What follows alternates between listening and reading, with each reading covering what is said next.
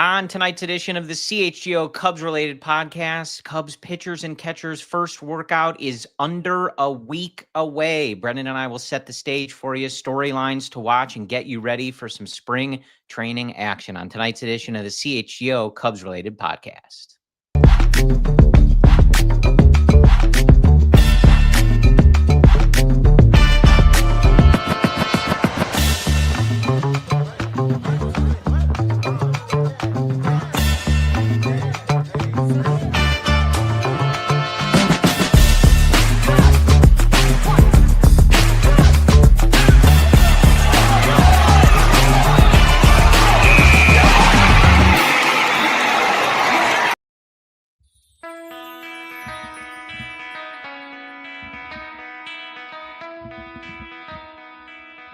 This is the CHGO Cubs related podcast. Hello, everyone. My name is Corey. I am joined, as always, by Brendan. We're coming to you on Thursday. It is February 5th, a few days from the Super Bowl. And as I said in the cold open, Brendan, we have an official workout in less than a week. We're back. We're seeing pictures left and right. Nico's out there fielding ground balls.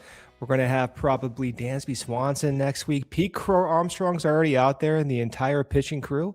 I don't know, maybe a few more days. They'll all be in Mesa, Corey. Best time of the year. Very exciting. I know. Yeah, it's always good seeing a lot of the great content folks out there getting some BP shots. I'm seeing PCA taking ground balls at short. That's right. I know the pitchers are there. It's exciting. It's exciting to be so close to baseball. And on this tonight's is my favorite time of year, though. It really is. You talk about like hope, hope springs eternal is the famous saying, right? But in reality, like this is where you want to see how guys look different. You're looking for different pitch types. 3 years ago, we're talking about Jameson Taillon developing a new sweeper. You've seen his development. All the storylines, the foundational storylines, they start this week and we see how they evolve over the course of the year. I love this time. Yeah, you're more of a spring training guy. You have an Arizona background than me. You know how I feel about exhibition baseball. I mean, this picture literally is Arizona right here. You can't see it in my frame. The viewers cannot see that, but that's very professional. It's Arizona, no, I swear. On tonight's episode, so last week, we're still kind of combing through the rumors, and they're still out there. Matt Shaw rumors, Zach Gallen rumors, etc. Now Framber Valdez is off the market. He heads to Detroit, which is a crazy contract. A big contract on the day before they lose the arbitration hearing to Skubal, which good for him. Like deserves the money. When it's not the Cubs. I mean, I'll always root for the players, but especially when it's not the Cubs. So like, yeah, go ahead. Yeah. So another one off the market. The offseason may not be done. We talked last week about how, Jed, Craig Counsell, maybe suggesting in their language that there was more to come. Bruce Levine continues to, be pretty on top of the Zach Gallen stuff, whether it happens or not. But I do feel like we talked about the rumors a lot. If they sign Zach Gallen tomorrow, you have gone pretty in depth on what that would do and what that would mean. So what I want to do in this episode is kind of act as though this is the roster. We're close. They're going to have a workout in less than a week. We've got several players headed to the World Baseball Classic. And so let's proceed as though this is the group, maybe some minor moves, and maybe there are some big moves still to come. Yeah. But I want to talk about as pitchers and catchers report. Now, if you look on social, there are more than just pitchers and catchers in Arizona already working out. We've seen plenty of footage of PCA. Matt Shaw's taking hacks. People are dissecting his toe tap and his swing. So perhaps the new Jason Hayward in that regard, where we're getting, new footage every spring. We got to see that profile side view for it to be the real Jason Hayward. Yeah. To where we're, putting on our magnifying glass and analyzing his hand position by the centimeter. Yeah. But I want to take a look at, for now, pitchers and catchers and some of the key storylines that we can pay attention to in spring training, especially as it relates, at least to start in the starting rotation. We've broken it down, especially when the Cubs bring over Cabrera, kind of went through what the Cubs have in the rotation, what they don't have, the questions, the ceiling, the floor. But as we head into spring training, want to get into some of the things to watch and things that we may be looking for this Cubs infrastructure and coaching staff to be tweaking, tinkering with. And if there are things that we can kind of have our eye on as spring training gets underway, especially when games actually start and we get, more dedicated footage of these guys going out there every, fifth day or whatever it might be. Maybe every sixth day, right? Yes. Or 8 days, depending on how many good, healthy players the Cubs have. What a dream. So before we get into that, that's laying out sort of the outline for the show. Before we get into that, I see our guy EvoWax73 in the chat. Hello to everybody in the chat, watching live, listening on your podcast feeds later. We appreciate you as well. 6 players for the Cubs in the World Baseball Classic. I not that I don't trust our good friend EvoWax, but I would have to cross-check that number. But any concern? I know like Matthew Boyd pitching in that. Javier Assad is going to be pitching in the World Baseball Classic for Mexico. Any concern? Jameson Taillon for Canada. Any concern at all with some of these guys pitching in that, starting a little early? Daniel Palencia coming out of the bullpen, or is it sort of the same as spring training? Well, I mean, you're framing this as a concern question. No, not at all. I don't like the idea of guys using valuable bullets in this series. That being said, I like the World Baseball Classic. I like those memories that we get from it. I like that the players have motivation. They grow in friendships and they're called. I like all of that, right? I don't like the idea of just throwing 99 in the middle of March. I just don't like that. But I'll still be tuning in and I'll be rooting for him. Yeah, I don't necessarily think that I'm particularly concerned. I think, someone like not Daniel Palencia, Matthew Boyd, just given he's a little older, ran out of gas a little bit last year, like that might be one where I would understand the maybe preserve the bullets. But I mean, same with Taillon, right? Having a frequent injury history as of late. Yeah, but ultimately, I know these Valencia guys shoulder problem. Yeah. I mean, now I'm working myself up. Stop. A little bit. It was a rhetorical question, but I very much respect that these guys want to pitch for their country. We've seen it be a very prideful tournament. I had the opportunity to go in 2017. Yeah, with me. Yes, at Dodger Stadium. Sometimes you forget that. And it an electric environment. I know some people, whether they're watching on TV, sometimes they're not a fan of stuff like this or the Olympics, whatever it may be. But it was a really awesome environment, and I think very easy to get caught up in the pride and seeing how much the players care representing their country. I always tell the story that you can certainly experience this in other countries, but not usually in the United States. But everybody had brought instruments into the stadium. The Puerto Rican team with the percussion. Synced Sick. Up. Yeah, the Japanese fans had several synced up chants and songs they were singing. It was a really, really fun environment to experience. So I always look forward to it. And I think you just got to trust. There was a point in time where I think we turned to each other do we want Puerto Rico to win? It was so fun to be with those fans. Peak Javi mania. It was hard not to, it was hard not to root for Puerto Rico there. I know. Yeah, a lot of fun. I look forward to it. And I think you just got to trust. These guys know their bodies. They know the challenges they might face in a long season, and trust that they adhere to that. And I don't think there's any concern that Matthew Boyd is going to, start a game and be asked to throw 145 pitches or anything like that. Right. So I think it should be all right. And I look forward to it. But you Pete Crow Armstrong, Alex Bregman playing together on Team USA. You got Aaron Judge connection with everything. So it's going to be fun. This is the first World Baseball Classic where the US is kind of fielding their best players. I mean, Paul Skeens is pitching for Team USA. Typically, you don't get those aces and you get those MVP caliber type players all together on the same team. So it will be fun to watch just from that perspective. Yeah. And we were talking about the story I'm seeing making the rounds that Javi can't. Justice for Javi. That's the only. I mean, what year are we in? What is going on? Yeah.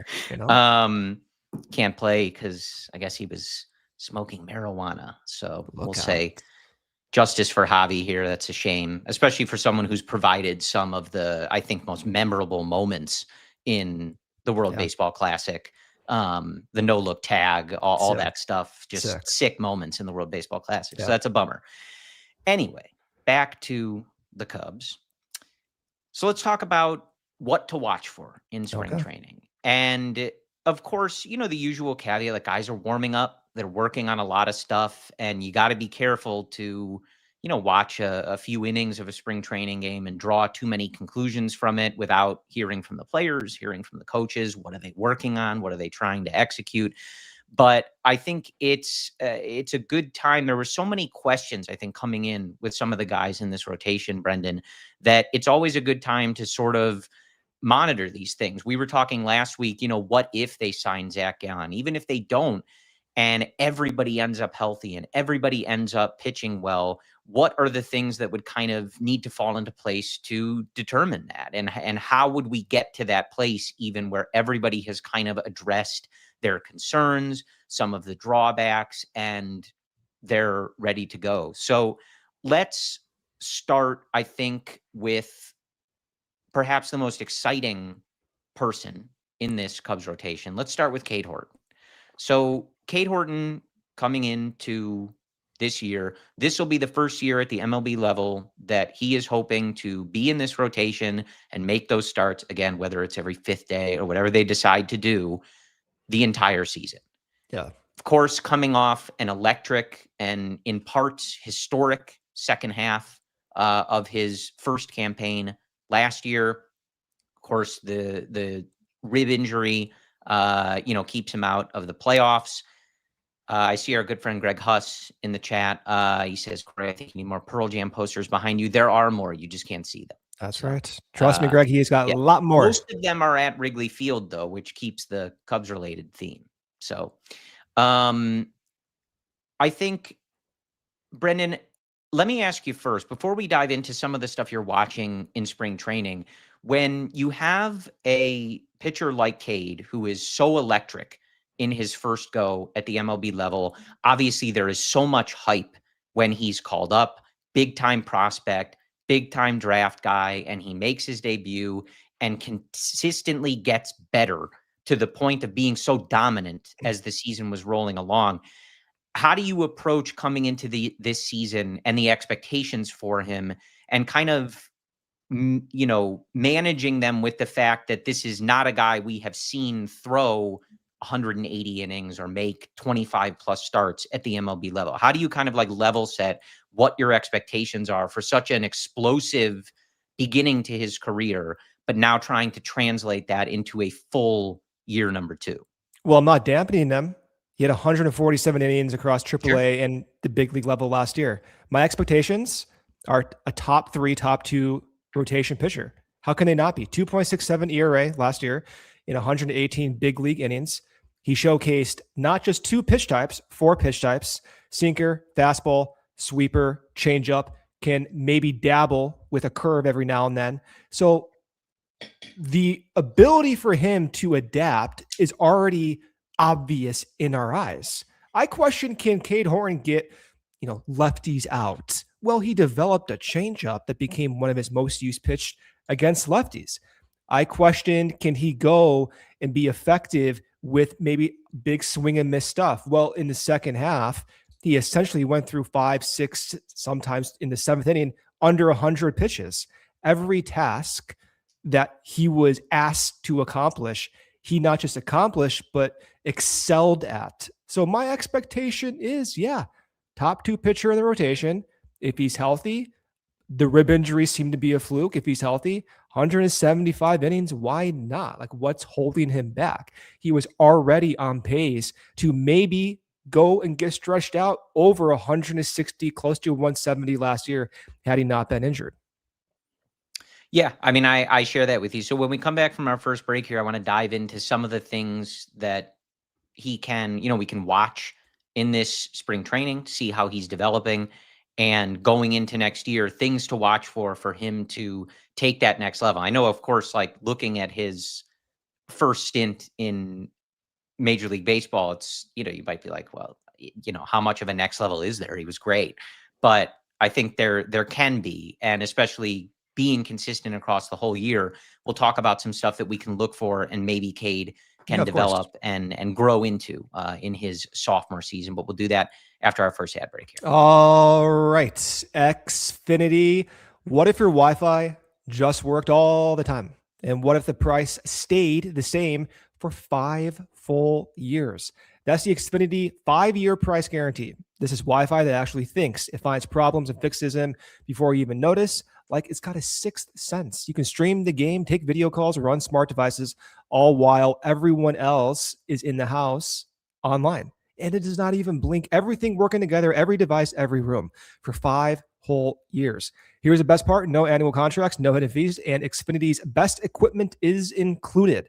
Because a lot can change in 5 years. You can go from winning the World Series to trading away some of those core guys. Championships are won. Yes, Cubs did win the World Series.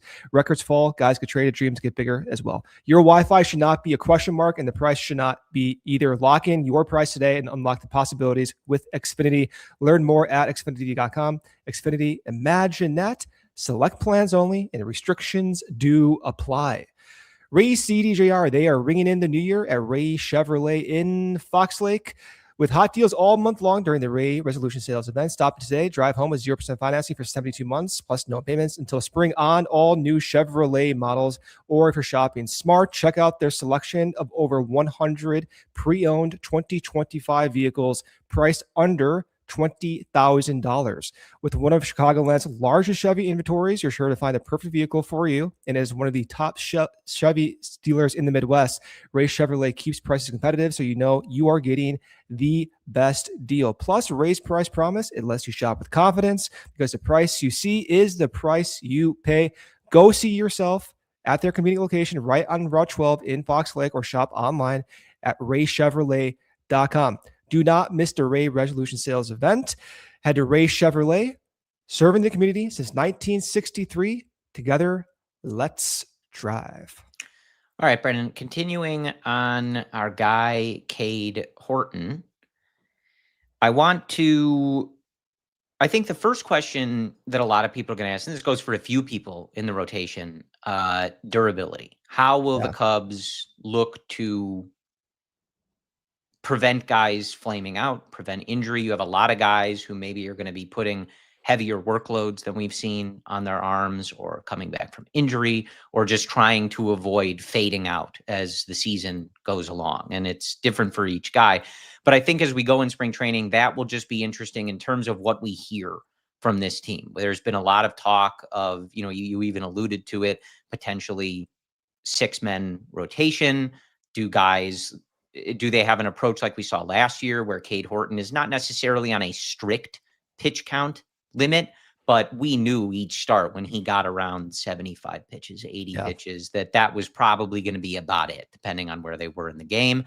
So that's the first one. And I think for Cade, it is interesting. Like, he was on a bit of a leash at times in order to preserve him for the entire season. So curious to see if there's any discussion of that, or if it's gloves off, like, hey, go get him, kid. Like, let's see what you can do.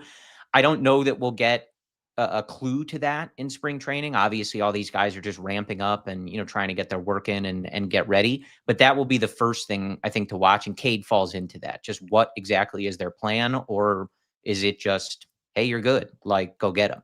I think it's going to be, hey, you're good, go get him, right? I mean, that's my gut instinct. Maybe Greg Huss can fill in the more specifics there, but that's my instinct. I think what I'll be watching for from day one is just the pitch usage. Maybe he develops more confidence with the sinker. Maybe you start seeing more sinkers to right-handed batters. He did develop more confidence with the changeup as the year went along. I am looking at pitch usage. I'm also, most importantly, looking at attack strategy. The biggest feature of Cade Horton's second half was his ability to absolutely hammer the strike zone. That is one thing I did not expect. I'm inclined to think that young pitchers, for whatever reason, they tend to be shaky and they lose command and the ball escapes the strike zone. Cade, of everything he showed last year, most impressive was his ability to hammer the strike zone. Look at this graph, Corey. So this is Cade Horton's sweeper location on the left side. Now, on the very far left is his location in the first half. A lot of those sweepers you see are down and away to right-handed batters out of the strike zone. In the second half, the majority of sweepers are in that exact location, but inside the strike zone, down and away to right-handed batters inside the strike zone. The fastball, we don't have a graph here, but he also hammered the strike zone with the fastball like crazy. This is why when he was in the fifth inning, he was only in the 60s for pitch counts. Sometimes Craig let him go into the sixth, and even with a pitch count, he was able to go deep. I'm looking at the attack strategy. I'm not necessarily looking at pitch shapes or anything of that matter. I'm looking at how he uses those pitches. Then again, some of the sweepers he showed in that second half, it could be a location thing. They had more bite to it, more depth. Those sweepers ended up moving down more vertically. So if you are interested in pitch shapes, maybe you look for that as well. Although I think that's more of a matter of location and just maybe some randomness that goes in there. But the location is the primary thing that I will be focusing on. Okay. And so pairing with that, I think it pairs with that, and we'll use this moment. This will be our big takeaway presented by Xfinity. Imagine that. And following on that conversation, I want to ask you now, certainly the results speak for themselves, but as we go into year 2 and he's growing, you look through Cade's minor league numbers and then his big league numbers. The one thing maybe that stands out that you might see to improve, and actually Chef Kevin Penner in our YouTube chat beat me to the punch, the K rate, right? Yeah. How now, and I want to ask this in the right way, how can he raise that K rate even to get more toward his levels in the minors? But pairing with what you said, especially in terms of his attacking the strike zone, how important is it for him to raise that K rate? Of course, strikeouts are important, but he was obviously quite effective not striking out as many guys. And I'm wondering how you sort of square that with that ability to, hey, I'm going to go attack. I'm going to challenge these hitters. I'm not going to put guys on for free. And maybe that comes at the cost of a higher K rate. So in year 2, how do you think they go about that? And what might he do to strike more guys out, get more swing and miss? It's not a matter of an inability to get whiffs. So his whiff rate is slightly better than league average. His strikeout rate is below league average. That suggests there's an intention to shorten at-bats by inducing weak contact.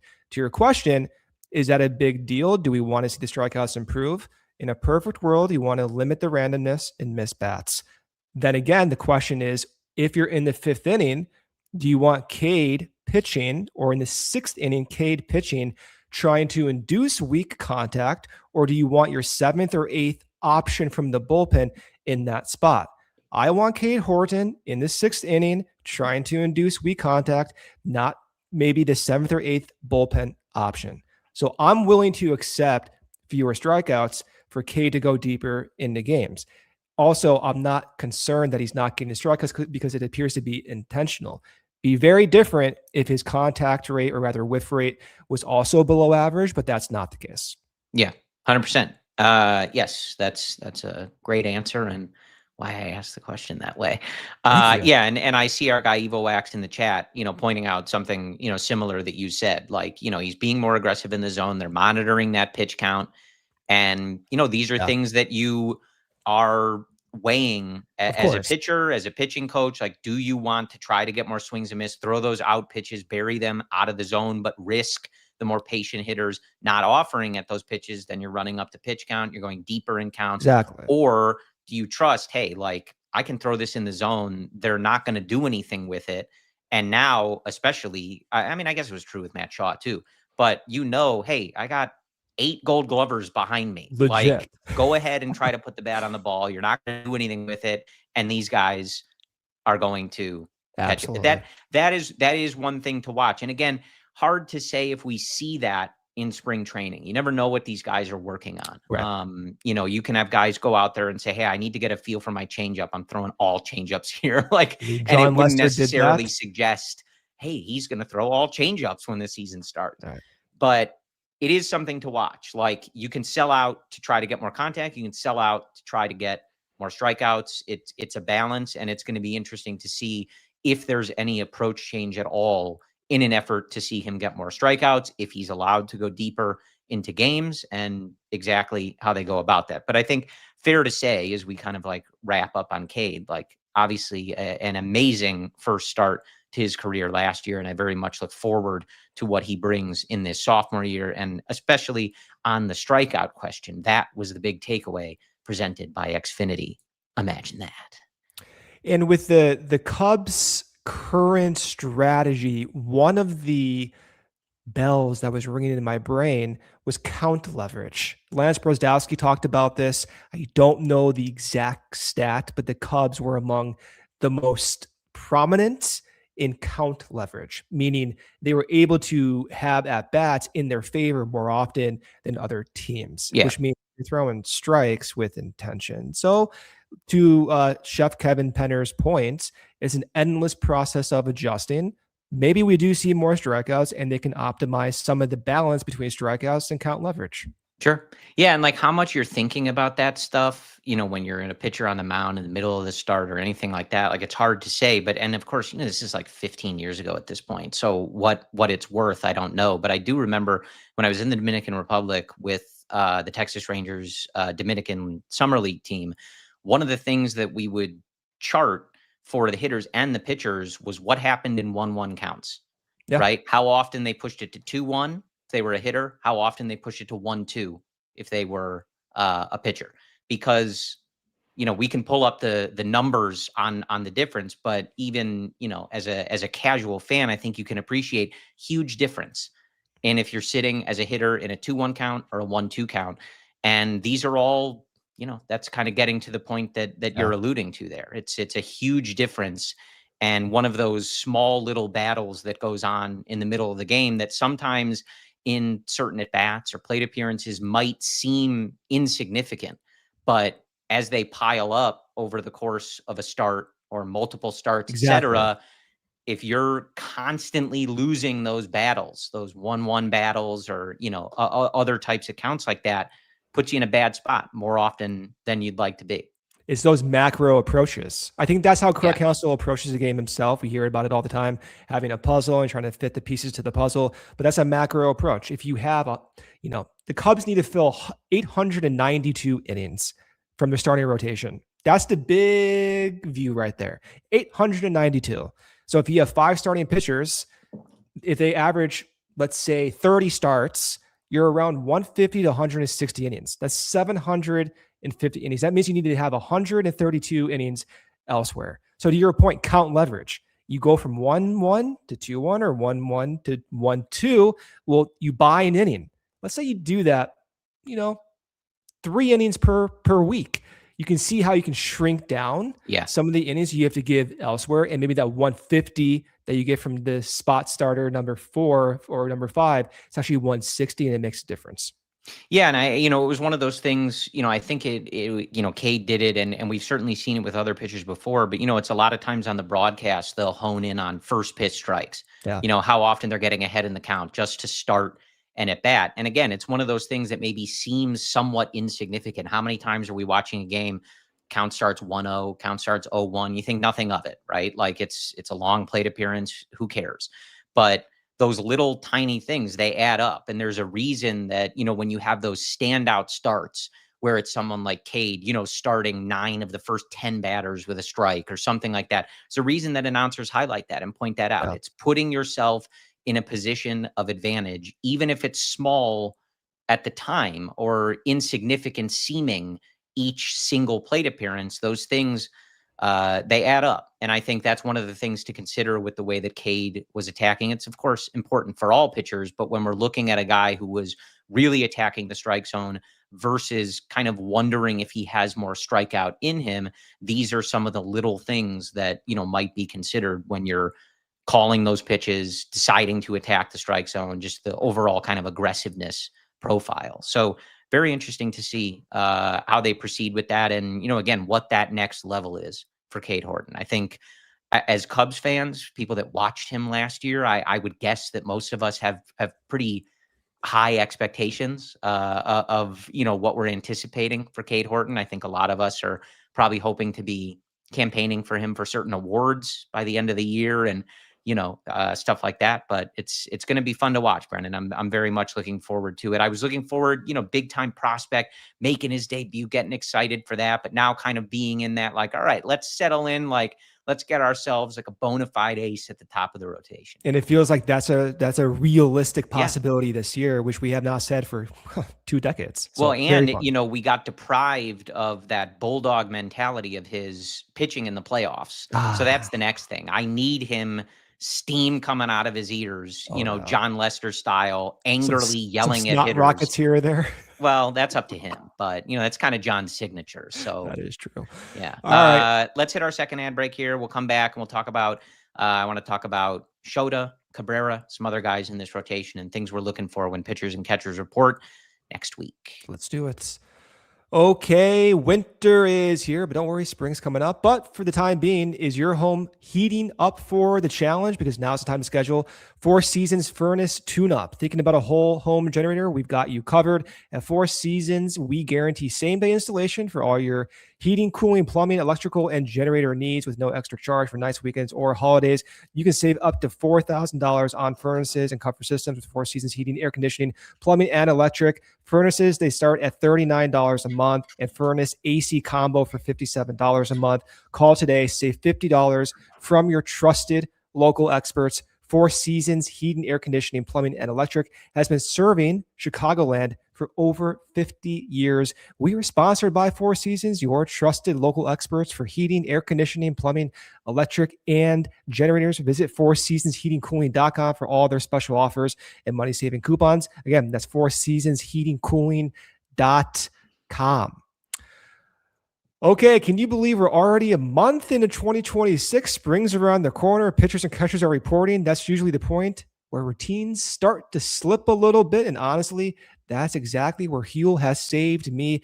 My days get chaotic fast. Mornings are a rush. I get caught up watching Cubs highlight videos. Even in February, I skip my breakfast. All I'm doing is looking at the clock. I'm like, oh, I got to go. That's where Huel Black Edition Ready to Drink comes in. I keep one on hand for mornings when I'm rushing out the door or right after a workout. It's a complete meal. You can literally grab and go. 35 grams of protein, 27 essential vitamins and minerals, no artificial sweeteners, gluten-free, and under $5. It actually keeps me full for hours.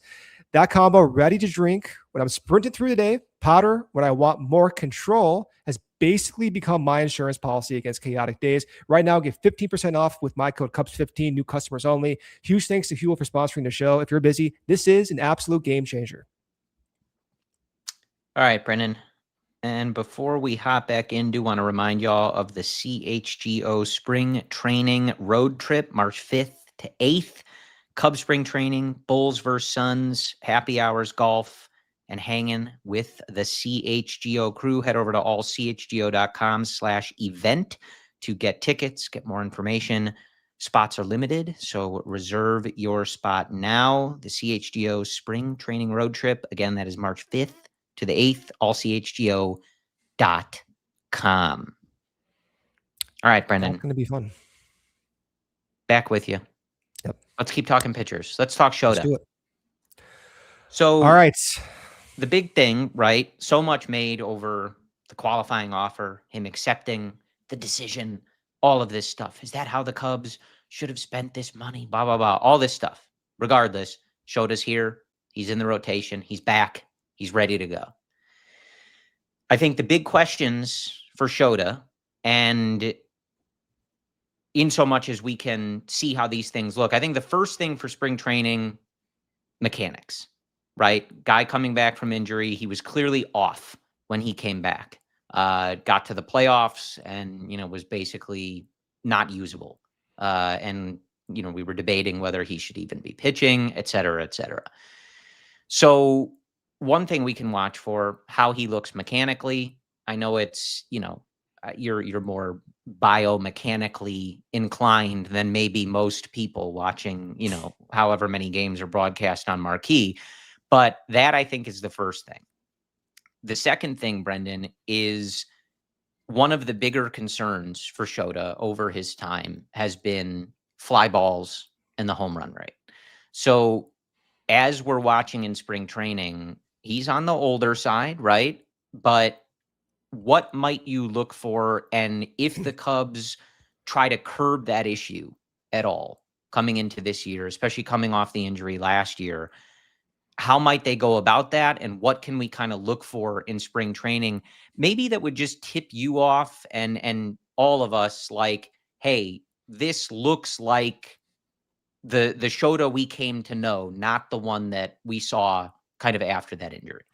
Yeah, we were getting some insight into Shota's season actually through a friend Cubby Mike on Twitter or X, who lives in Japan, and he can translate some of Shota's. That is a great service, I will tell you. I enjoy reading those a lot. Yeah, really good from Cubby Mike. So he just summarized Shota's recent pod, and the long story short was that Shota gained weight intentionally because the previous year he lost weight, and my interpretation was that may have influenced some of the hamstring injuries that he had.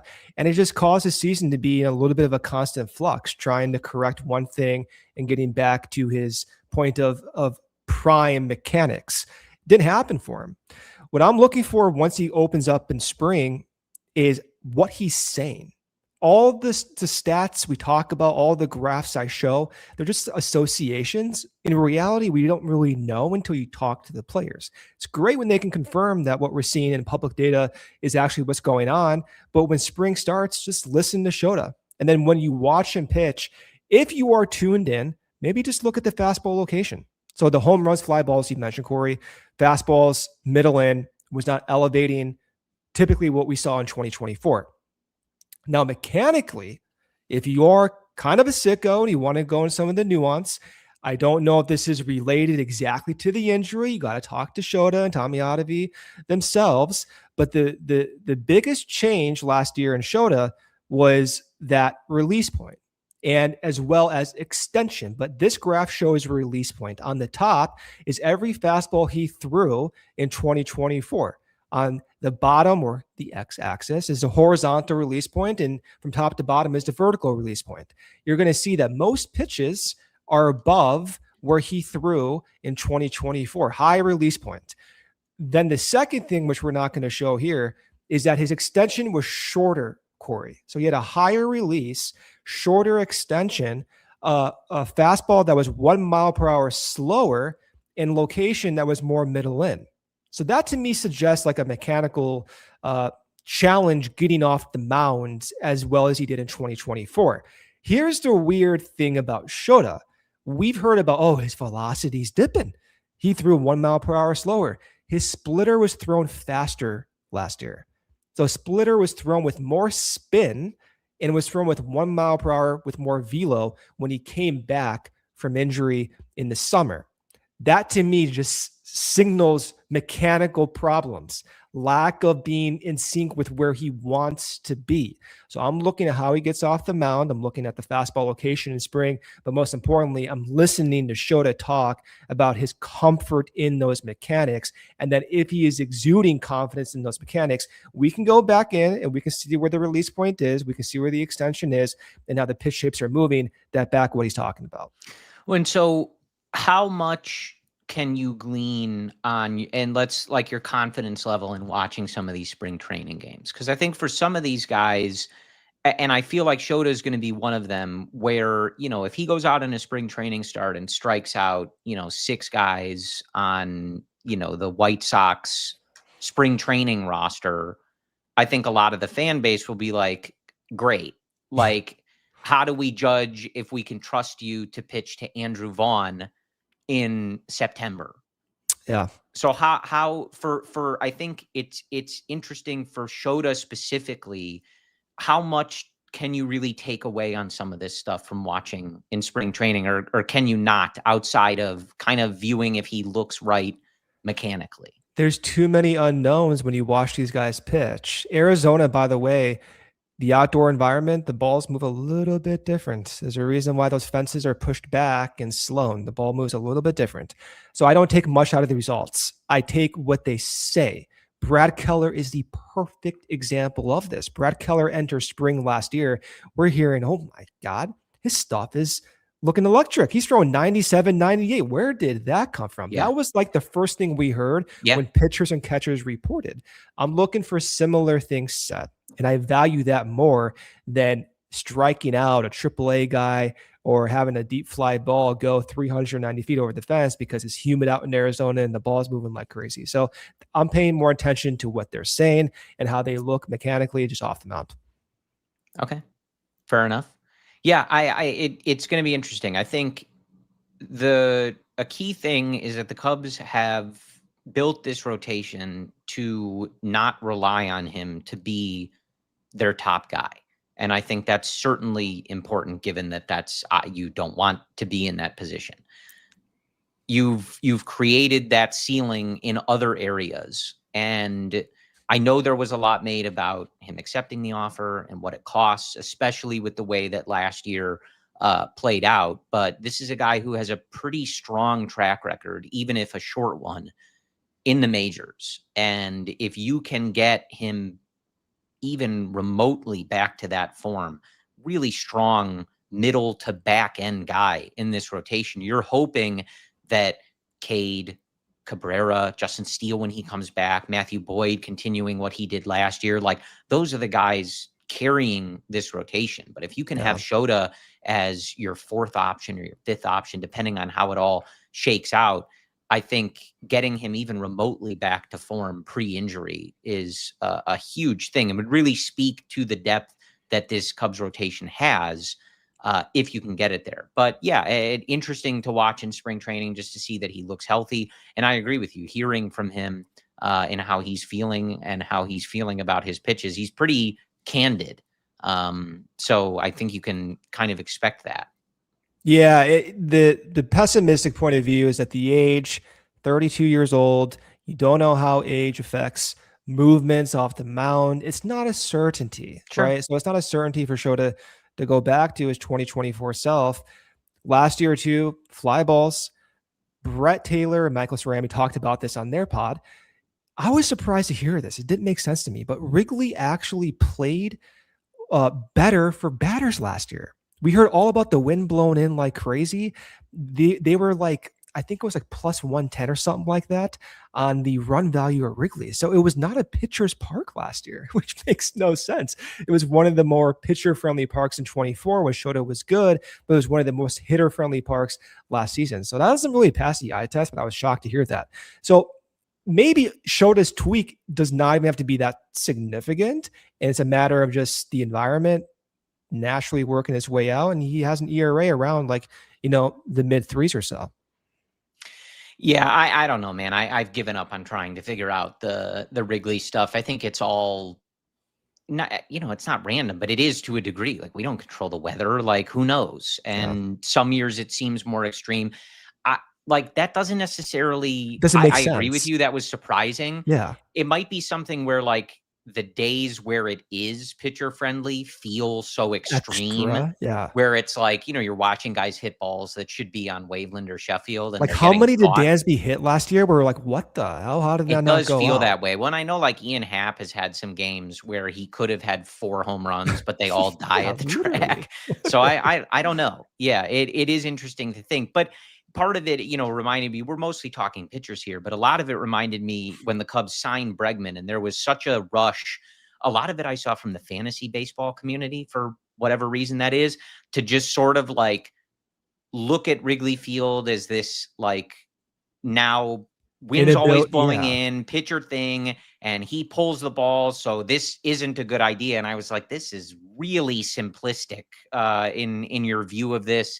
Doesn't give Bregman like any credit for being able to adjust as a hitter, and it was very strange. And I just think mostly to the left center cap. I found it all very strange. Like, maybe it's not the best ballpark for him, but some of the language was just like, oh, this is not going to work. Like, I don't buy that at all.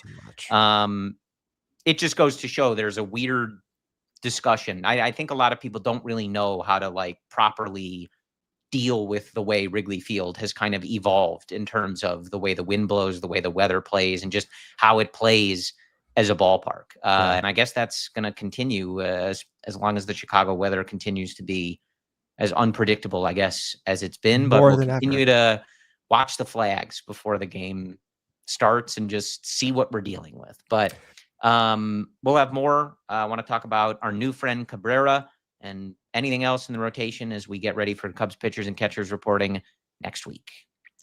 Okay, game day. Let me tell you about when Game Day Men's Health stopped by the office, because honestly, it lined up perfectly with my worst nightmares, insecurities. As a guy, you start noticing it.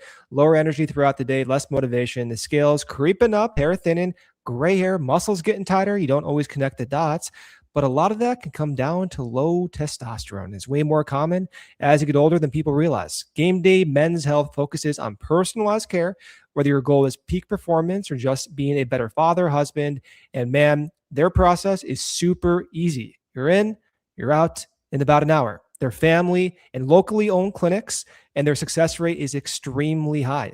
They offer testosterone therapy, vitamin supplementation, weight loss support, and hair loss treatments, and it doesn't matter if you're 27 or well beyond that. If you're feeling off and wondering why, this could be the answer. Game Day Men's Health is here to support your journey. You can start feeling like yourself again.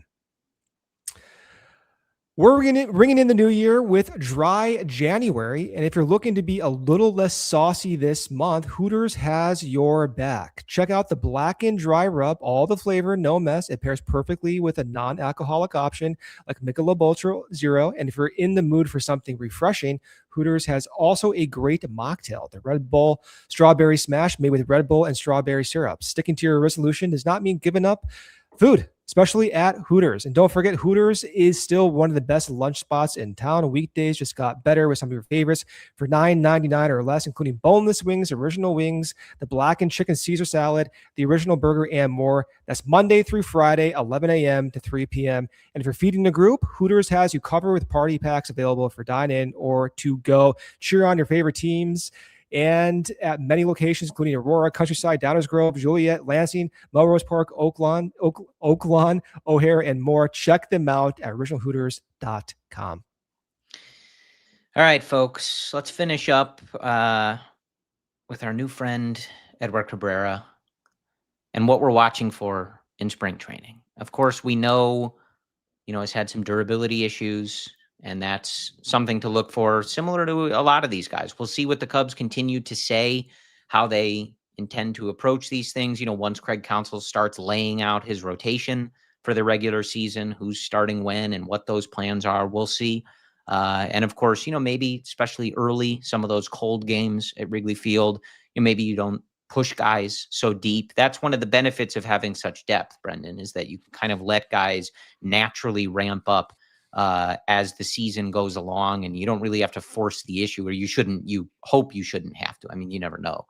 But one of the things to look for with Cabrera, of course, when you get a young player like that with such high ceiling potential, the mind races with what the Cubs might have in mind and what they see in him and what they might unlock, etc. But I think the first thing that jumps out is the walk rate. And is there anything to watch for? And is there anything the Cubs might do to lower that walk rate and help with some of those control problems? And it, sort of pairs a little bit to the conversation that we had about Cade Horton and attacking the strike zone. Right. You're constantly walking guys, going deep in counts and things like that.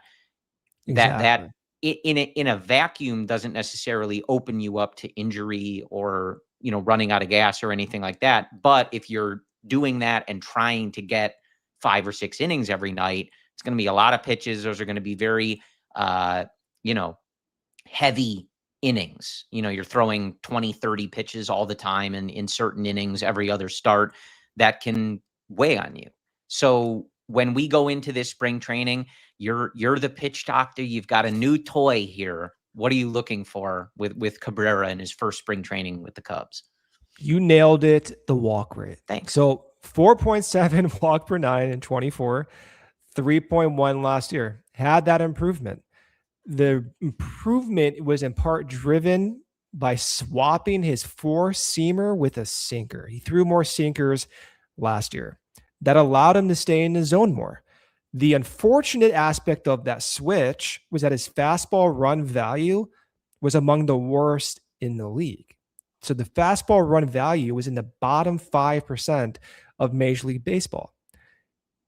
It's a delicate balance. He threw more sinkers, allowed him to limit his walks. He had his best ERA of his young career, but he got hit when he threw those fastballs. It's challenging to be successful in a sustainable fashion when you don't have a fastball. The primary point of intervention, I think, is the fastball. So what could that look like? Well, if we look at what his fastball currently is, you can see a lot of graphs, graph heavy show. I know, folks. We got 6 graphs here. I got Need 2 like more a after sound this. bite for that. I know. So if you look at this graph from Baseball Savant, it shows his pitch movement profiles for all 5 pitch types. On the top right, you're going to see red dots. You're going to see orange dots. You're going to see green dots.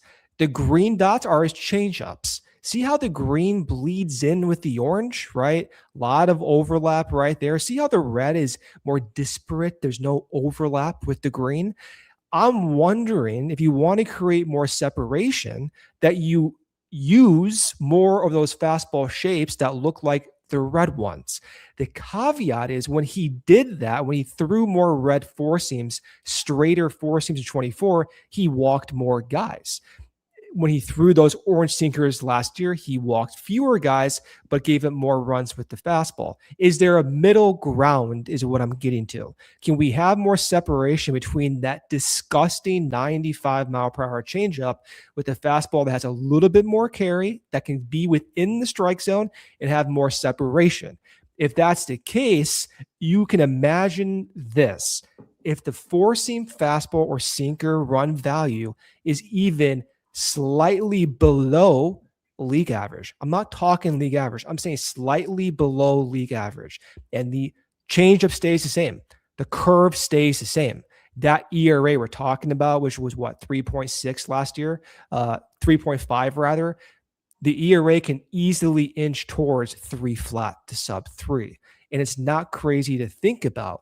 But that's a major ask, trying to get your four seam or your sinker ironed out. It's been challenging for guys like Jameson Taillon over the past few years. It's a big challenge, but this Cubs pitching infrastructure has success doing it. And I'll be tuning in from day one in spring what he's throwing. Is it more four seams, or is it more sinkers, or is it still status quo? How do you think they approach, obviously you have him under control for a few years, and you kind of know, okay, we feel like there's this extreme potential here. There's this very high ceiling that we want to try to unlock. How do you think they go about in terms of like maybe the aggressiveness? Like, yeah, there might be a lot when you get a guy like this in your system that you want to tinker with. How do you think they kind of balance, like, okay, one step at a time, like maybe he doesn't reach the final form we think we can get him to in May of 2026. We've got some time there. How do you kind of like as a pitching group pick and maybe not pick and choose, but like decide, okay, here's the first thing we're going to attack and maybe tinker with. We'll see how that goes. But maybe it's part of a bigger plan that you need to like slowly kind of get him in your system and figuring out. I think it's the individual thing. I've been fortunate. So when I go to Arizona, I go to a baseball facility called Pitching Coach U. A lot of current big leaguers, former big leaguers, guys trying to make it. I've seen like 100 bullpens with pitching coaches. So I can see those interactions between the player and the pitching coach. And what I've learned from those experiences is that each player approaches their game very differently. Some guys, they absolutely are dialed in, maybe even more so than the pitching coach, and they know what they need to do.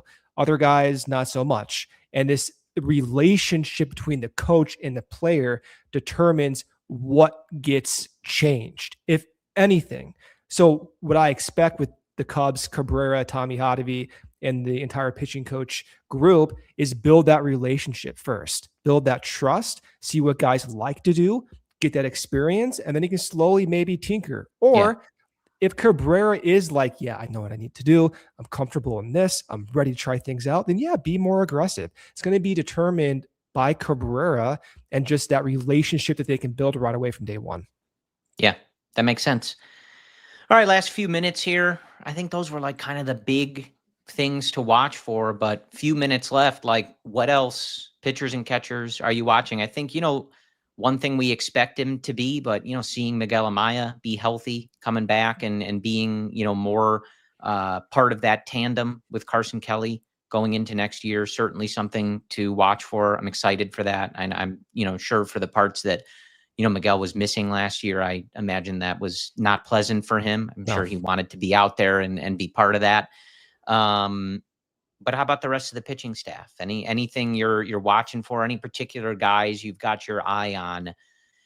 And maybe I'm not asking you to tell me who the Brad Keller is this time, but you alluded to it earlier. Like, we did get those reports early that did, predict and sort of, were a bit of foreshadowing for Brad Keller taking the mound in a lot of the biggest moments, that this franchise has had in several years. What might you be looking for? Who are some of those guys that you're like, I want to see what we are getting from those first bullpens from this guy, because that's where my head is at. Yeah, they have about a dozen guys on invites to spring. If you only have 4 minutes, so so let's go through each one of those guys. Yeah. No, I think the two guys that stand out the most to me are probably Colin Snyder and then Trent Thornton. So two former Mariners. Colin Snyder had nearly a 2 ERA flat in 2024, low release, kind of a wide release, but he has a fastball that should tail, but it actually cuts. So it kind of goes against the grain. And because he had success 2 years ago, I'm just looking to see if he can be healthy. And he's worked at Shred Athletics with Tyler Zombro in the past. I think that is probably the best bet to start. And then second would be Trent Thornton, who tore his Achilles, but he had an ERA of 4.6 last year, an ERA the previous year around 3, and he has bulk inning experience at the big league level, almost 111 innings or 120 innings between the last 2 years. So those are the two guys I think, like, if you want to place a bet, I think you can bet on those guys getting a chance at the big league level. So I'll be tuning in on those two guys. And then very quickly, I don't have expectations per se, but the one guy, and I think I've said this in past shows, that I'm just really curious about is Ryan Rollison. The reason why is when you look at what he throws and how he throws pitches, we have a new tool that I refer to as like pitch siblings. He almost looks like a mirror image from all the StatCast Savant data of Justin Steele. Release point, fastball shape, everything. So I'm like curious what he looks like during spring and if he evolves in some fashion, because we all know how unique Justin Steele is with that cut, carry, four seam and that slider and the mechanics. And Rollison like has all that as well, but he hasn't had success. So I'm curious why that's the case and if we can learn at least anything from his first few weeks in camp. Cool. There you go. Guys to watch. Yeah, I'm always curious, especially the guys that come, and have experience at Tread Athletics, like coming into the system with Zombro. It does sort of raise a like, okay, well, right, he would know.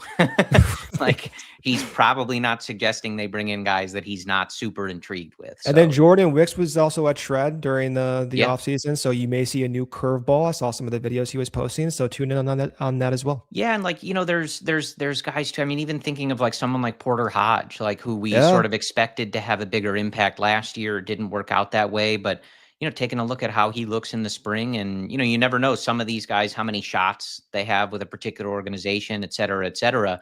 So always curious when you've seen that success at the MLB level, but then some struggles, injuries, things like that, kind of going into spring training, as you said to start, hope springs eternal, and guys can look different. They can, be in the best shape of their life. We hear that. I don't know if we've heard that yet for this Cubs group. We'll see who that is, who shows up. I think the first person we'll hear about that is Shota.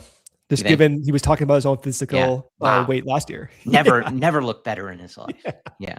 So, I mean, all very interesting, but more than anything, and again, I know there's already hitters there. We're watching the footage as well. It's not just pitchers and catchers at this point. I know he's going to the World Baseball Classic, but you probably got to pry Alex Bregman off the field at this point, whether it's a pitcher and catcher. He'll show up in catcher's gear just to get on the field. He's probably in the cage right now. Yeah. But looking forward to it. So the Cubs' first pitcher and catcher workout is the 11th. and the position players report several days later, and then we're underway, folks. So Brendan and I will be back with you next Thursday. Don't forget to tune in to Luke and Joey throughout the week. We appreciate your support. And as always, go Cubs. We all silly like the mayor.